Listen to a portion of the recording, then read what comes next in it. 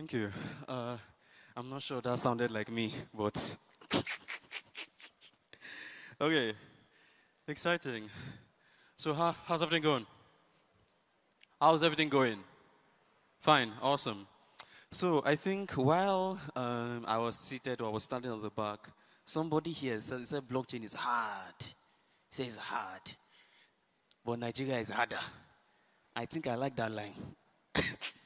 But I would not say specifically that blockchain is hard. I would not say it's hard. I wouldn't use the word hard.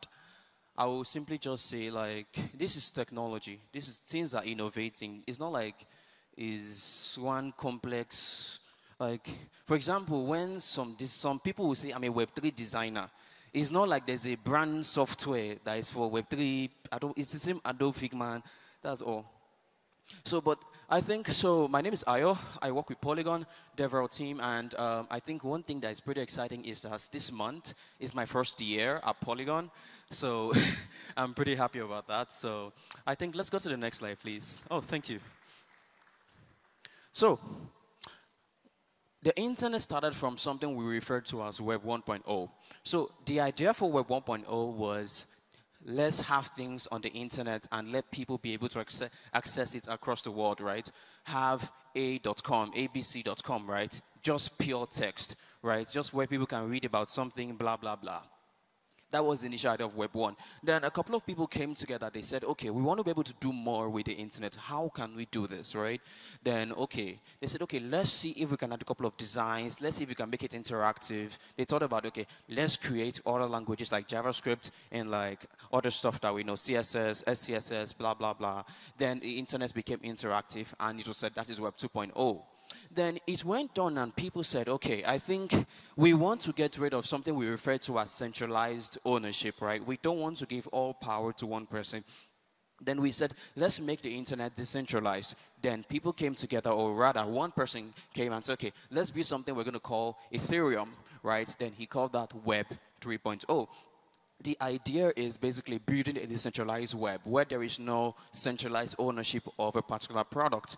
Let me give, for instance, say, let's say one way, okay, I think, let's talk a little bit about DAOs. So let's say Paystack, for example, was a DAO. What does that look like, right? That looks like, instead of founder, co-founder, senior accounting executive, senior this, senior that, in a DAO, you have something we refer to as core contributors. So no longer senior level high executives making decisions. There is nothing like, okay, I need to get approval from the CEO, from the co-founders to get something sorted, right? In this case, we get approval from the community. That's the idea. The voting goes out. For example, when Uniswap was, so when they wanted to come on board Polygon, so they sent out a voting platform. Should the next version go on Polygon, blah, blah, blah. Then people said, okay. So most people said, let them be on Polygon then. They literally just transferred to Polygon. That was it. It was not like the co-founder, CEO said, we're moving to Polygon and everything moved to Polygon. That was not the idea. Let's move to the next slide, please. Next slide. Next slide. I've spoken about this already. So, has Web3 done anything for Africa? So, to be honest, right, towards going Q3 and Q4 of this year, I made a personal plan for myself, which was I was going to do as much as I can in Africa, specifically, not just Nigeria, not just Ghana, not just Kenya, not just South Africa, but various African countries, figuring out the ways to empower as many Africans doing stuff as possible. We have tons of smart people in Africa, like Nigerians are one of the smartest people you can ever find anywhere. I've seen some Kenyans who are really smart. I've seen South Africans, people from Mali, people from like different African countries who are extremely smart, but the problem is that there is no empowerment, right? There is no way these guys, some people, like, for example, imagine living in a place like, oh, this thing is recorded. But they know, imagine living in a place like, let me give, like Congo, right? Or Mali, or like some regions that are extremely, like, they're covered with poverty, right?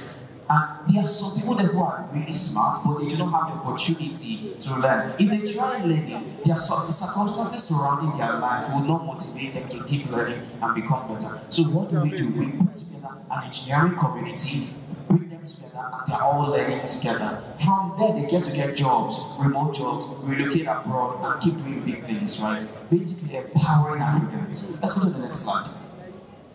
Come out. So, blockchain has done a lot right now. So for job opportunities, easy money transfer. So, for example, think of a case scenario where we have, let's use this example. Let's say we have a VC fund. Right? And this fund specifically is meant to invest in blockchain companies. So, let's say we have about 50 people or 75 in that blockchain fund. Everyone is trying to put together, let's say, about 5K checks, 10K checks, 20K checks, 30K checks, right, into one specific account. Now, let's say it goes into a Bank of America account. Trying to move that money from Bank of America to, let's say, a bank account in New Zealand is extremely hard because there's a bunch of, let's say it goes up to a total of, let's say, about $3 million. Trying to move that money from a Bank of America account to another, there's a bunch of layers of approval, and a lot of things can happen in between. But with the blockchain, with Web3, right, it's 100% different. You can easily move money from one place to another easily, completely easy. So let's move forward, please. So we basically so as of last year, we created something we refer to as Polygon guilds. These are specific closed communities where people come together and basically learn about the blockchain, learn about solidity, and just learn about things that can make you a blockchain engineer. And if you don't get into NFTs, DeFi's, or whichever Web3 space you want to get into, you can find a Polygon guild and basically join. Let's next one, please. Next one. Next one. Okay, so I think this is some really exciting stats that I'm personally excited about. So in between October 2021 and today, around August 2022, we have close to more than 37,000 dApps currently building on Polygon. This is one stat I'm really excited about. I'm really excited about this. This is like 10 times growth in less than 1 year. 10 times in less than 1 year. And we're not just saying people trying to build a to-do list that's, let's say, the lists on the blockchain, not that kind of thing. Not like really usable applications, like usable dApps that are building on Polygon right now. That is 37,000 dApps right now, and that's exciting. So I believe to me, this means a lot to me. That number means a lot to me right now. Let's go to the next slide. We have companies like DraftKings, Adidas, DeFi's like Stripe, Aave, Robinhood, Uniswap, enterprise like Meta, eBay, Coinbase, Shopify, OpenSea, gaming like Decentraland, Horizon, and tons of other players trying to build on Polygon. This is basically just some of the biggest partners right now building on Polygon. This is exciting. So it's not just about, it's not like we gave Facebook money, say Facebook come and build on Polygon and we'll give you X and Y check. It was not about that. Polygon can support you when it comes to grants and investments. That's possible. But I'm seeing a point where it's not just about the money, it's about the support. The level of support that you are being provided by the chain you are building on. It's not just about them giving you grants and all of that. The level of support that people are giving you. You're trying to build an NFT. You're trying to basically deploy your DApp on Polygon, all of that. Is the chain you are using giving you support? That's the question. What kind of support? When it comes to auditing your contract, is there a way you, like the way you're on Binance or, let me not mention any name, but are you getting support, right? Are you getting support? Every single people building on Polygon right now, at least many of them, let me not say every single one, many of them, we're providing to them as much support as we can. Let's go to the next slide. So it's not specific that blockchain is hard. If you're thinking about Web2 stuff, we're thinking about APIs, we're thinking about authentication layers, we're thinking about database, client-side frameworks, file storage. That's like the regular Web2 stack that's like we all know. But it's not like Web3 is hard specifically. It's just that it's a much more technical field. Right, it's much Nigeria, not just Ghana, not just Kenya, not just South Africa, but various African countries, figuring out ways to empower as many Africans doing stuff as possible. We have tons of smart people in Africa. Like, Nigerians are one of the smartest people you can ever find anywhere. I've seen some Kenyans who are really smart. I've seen South Africans, people from Mali, people from, like, different African countries who are extremely smart. But the problem is that there is no empowerment, right? There is no way these guys, some people, like, for example, imagine living in a place like, oh, this thing is recorded. Okay. but they know, Sha. Imagine living in a place like, like Congo, right? Or Mali, or like some regions that are extremely, like, they're covered with poverty, right? And there are some people there who are really smart, but they do not have the opportunity to learn. If they try learning, the circumstances surrounding their lives would not motivate them to keep learning and become better. So what do? We put together an engineering community, bring them together, and they're all learning together. From there, they get to get jobs, remote jobs, relocate abroad, and keep doing big things, right? Basically empowering Africans. Let's go to the next slide. So, blockchain has done a lot right now for job opportunities, easy money transfer. So, for example, think of a case scenario where we have, let's use this example. Let's say we have a VC fund. Let's say we have a VC fund, right? And this fund specifically is meant to invest in blockchain companies. So, let's say we have about 50 people or 75 in that blockchain fund. Everyone is trying to put together, let's say, about 5K checks, 10K checks, 20K checks, 30K checks, right, into one specific account. Now, let's say it goes into a Bank of America account. Trying to move that money from Bank of America to, let's say, a bank account in New Zealand is extremely hard. Because there's a bunch of, let's say it goes out to a total of, let's say, about $3 million. Trying to move that money from a Bank of America account to another, there's a bunch of layer of approval, and a lot of things can happen in between. But with the blockchain, with Web3, right, it's 100% different. You can easily move money from one place to another easily, completely easy. So next, move forward, please. So we basically, so as of last year, we created something we refer to as Polygon guilds. These are specific closed communities where people come together and basically learn about the blockchain, learn about Solidity, just learn about things that can make you a blockchain engineer. And if you want to get into NFTs, DeFi's, or whichever Web3 space you want to get into, you can find a Polygon guild and basically join. Next slide, please. Next one. Next one. Okay, so I think this is some really exciting stats that I'm personally excited about. So in between October 2021 and today, rather, and August 2022, we have close to more than 37,000 dApps currently building on Polygon. This is one stat I'm really, really excited about. I'm really excited about this. This is like 10 times growth in less than 1 year. 10 times in less than 1 year. And we're not just saying people trying to build a to-do list that they say the list is on the blockchain, not that kind of thing. Not like really usable applications, like usable dApps that are building on Polygon right now. That is 37,000 dApps right now. And that's exciting. I believe, to me, this means a lot to me. That number means a lot to me right now. Let's go to the next slide.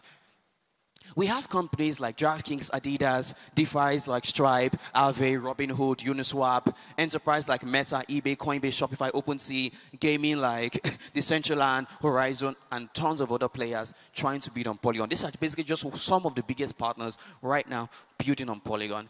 This is exciting. So it's not just about, it's not like we gave Facebook money, say, Facebook, come and build on Polygon, and we'll give you X and Y check. It was not about that. Polygon can support you when it comes to grants and investments. That's possible. But I'm seeing a point where it's not just about the money, it's about the support. The level of support that you are being provided by the chain you are building on. It's not just about them giving you grants and all of that. The level of support that people are giving you. You're trying to build an NFT. You're trying to basically deploy your dApp on Polygon. All of that. Is the chain you are using giving you support? That's the question. What kind of support? When it comes to auditing your contract, is there a way if you're doing Binance, or let me not mention any name, but are you getting support, right? Are you getting support? Every single people building on Polygon right now, at least many of them, let me not say every single one, many of them, we're providing that to them as much support as we can. Let's go to the next slide. So it's not specific that blockchain is hard. If you're thinking about Web2 stack, we're thinking about APIs, we're thinking about authentication layers, we're thinking about database, client-side frameworks, file storage. That's like the regular Web2 stack that's like we all know. But it's not like Web3 is hard, specifically. It's just that it's a much more technical field, right? So even as a designer, right, you have to understand how the blockchain works before you can even think of building anything.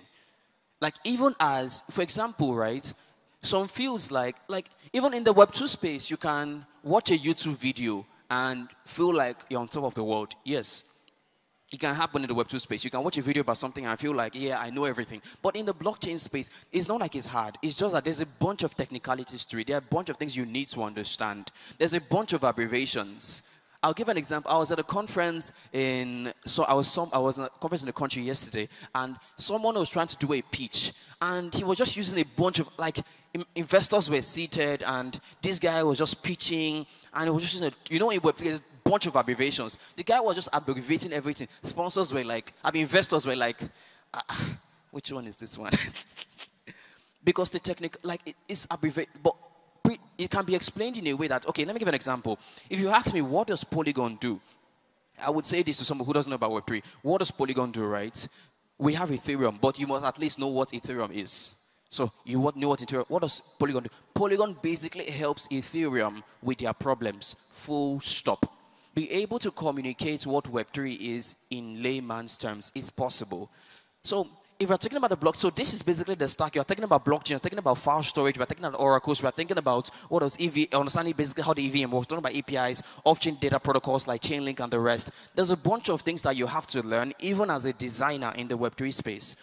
As an NFT artist, you have to understand how the blockchain works. You can't say, hey, I'm the designer, I know how to draw, I don't need to learn about this one. No, it wouldn't work. You have to understand the basics of blockchain. Understand what ledgers are. You can call ledger a big database for people who don't want to understand this complexity. We have something called a blockchain ledger. They might be like, I don't understand that. Okay, it's a big database. You understand that one? Yes. Be able to simplify complex words in Web3 in a way that layman can understand. Let's move to the next slide. So basically, becoming a Web3 developer, basically, I think I've spoken about this. Blockchain fundamentals, decentralized application, understand. Basically, you must know how to build a regular front-end application on back-end, HTML, but like, you know all this stuff already. So let's move to the next slide. So use case. I've spoken about this, but I'll buttress this a little bit. One key thing I'm really excited about on the blockchain, right, is ease of getting things from one place to another place. And you don't need layers of approval anymore. If, for example, in some bank accounts right now, I would not mention the bank. If you're in the DOM account, if you receive something as $1,500 in your DOM account, you get a call from your bank. Hello, you just received $1,500. Who is the money from? How did you get the money? Are you sure you did not steal it? I'm like, I don't understand. Why are you calling me? Like, I don't understand. Right, removing that layers of bunch of calls, bunch of people, like, blockchain removes all of that. You are your own manager. You manage your money yourself.